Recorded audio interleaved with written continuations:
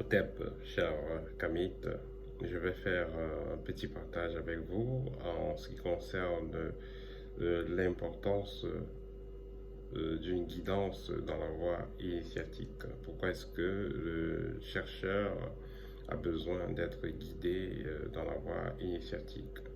Parce qu'en fait, il existe, hormis les rituels que vous allez faire, que vous pouvez faire sans avoir de résultats, vous avez également des rituels que vous pouvez faire qui pourraient vous posséder.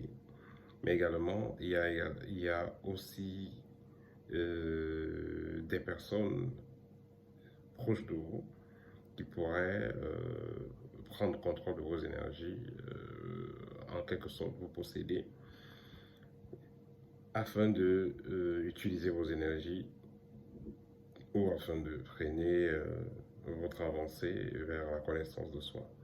Parce que on dit celui qui a la connaissance a le pouvoir, et dans certains cas, le pouvoir ne se partage pas, le pouvoir s'arrache comme on le dit souvent. Ce n'est pas tout le monde qui sera, tout le monde autour de vous qui sera heureux de voir comment vous atteignez un certain niveau de développement spirituel. Pourquoi? Parce que si vous avez un certain niveau de connaissance, vous serez dangereux pour eux, parce que voilà, si vous faites un mauvais usage, ou alors si vous commencez donc à voir ce qui se passe dans l'invisible, dans ce cas, ils seront mis à nu. Et le sorcier n'aime pas les témoins. Il n'aime pas que les gens soient au courant de ce qu'il a fait. Donc si vous êtes capable donc, de voir dans l'invisible, parce que vous avez suivi un développement, vous serez nocif pour eux. Donc ce qui fait que ces sorciers-là vont s'arranger à fermer, à bloquer, à perturber votre développement. Parallèlement, avec le travail que vous allez faire sur vous ou alors dans votre environnement, vous allez, vous risquerez donc d'ouvrir des portails spirituels, vous risquerez donc d'entrer en contact avec des entités. Euh, vous allez créer dans ce contact, et finalement vous n'aurez pas le contrôle parce que vous n'avez pas été préparé normalement comme il le faut. Donc vous allez être juste un amateur et vous retrouvez dans des problèmes, parce que vous allez inviter dans votre vie inconsciemment, vous allez inviter les entités, les esprits, vous allez ouvrir des portails que vous ne saurez même pas fermer, et vous vous retrouvez dans la merde. Parallèlement, celui qui est déjà avancé spirituellement et qui connaît quel type de force vous utilisez, qui maîtrise ces forces-là, il peut passer par cela pour vous avoir. Je vais prendre un exemple. Vous êtes un jeune chercheur, on vous a parlé d'un ordre et vous savez, vous dites que cet ordre est positif parce que cet ordre parle bien, l'amour du prochain, le pardon et tout. Et vous vous engagez dans cet ordre. Entre-temps, il y a un tonton, une tata qui vous calculait depuis. Puisque vous êtes dans cet ordre, vous êtes lié donc à cet égrégore-là. Lui ayant fait 20 ans, 15 ans, 30 ans dans cet ordre, il maîtrise tout de cet ordre, et votre maison deviendra tout simplement sa maison, votre corps deviendra son corps, il fera ce qu'il veut de vous parce que vous êtes entré dans son champ de vision, vous êtes entré dans les records qu'il maîtrise bien. Comme on dit souvent, où tu crois que tu es caché, là, c'est là où on dort.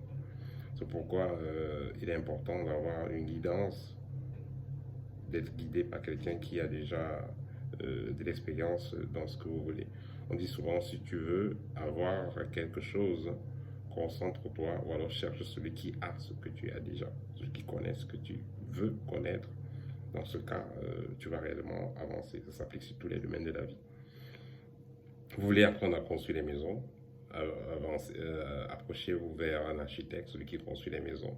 Vous voulez apprendre à faire du bois, à faire, je sais pas, des habits, approchez-vous vers un tailleur ou un styliste. Vous voulez apprendre à faire de la spiritualité, approchez-vous vers quelqu'un qui a quand même une expérience, prenez le temps de suivre ce que la personne partage, ce que la personne fait, prenez votre temps, demandez à vos guides si possible, faites des libations, demandez à vos guides de vous assister, de vous orienter, et quand vous sentirez que c'est la personne, vous vous engagez.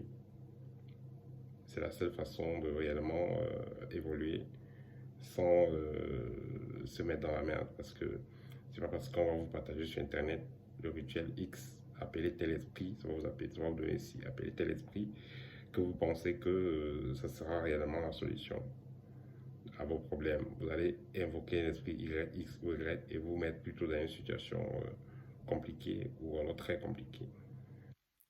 Vous allez donc constater également certains chercheurs, ils vont vous dire qu'ils faisaient les petites techniques à la maison de spiritualité, méditation et autres, et ils sont allés faire une initiation dans un village ou dans un lieu esprit, ils sont allés faire une initiation en présentiel, par exemple, ou à distance, il fallait faire des invocations, appeler les esprits, appeler les entités.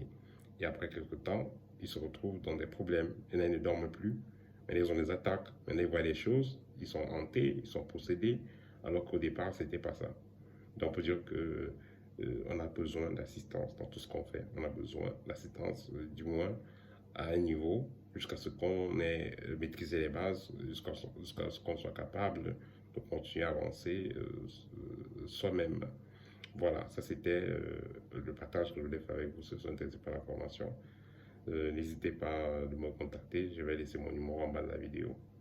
Si vous avez des questions, vous avez besoin d'un scanner spirituel, d'une consultation spirituelle, n'hésitez pas à me contacter au TEP et à très bientôt.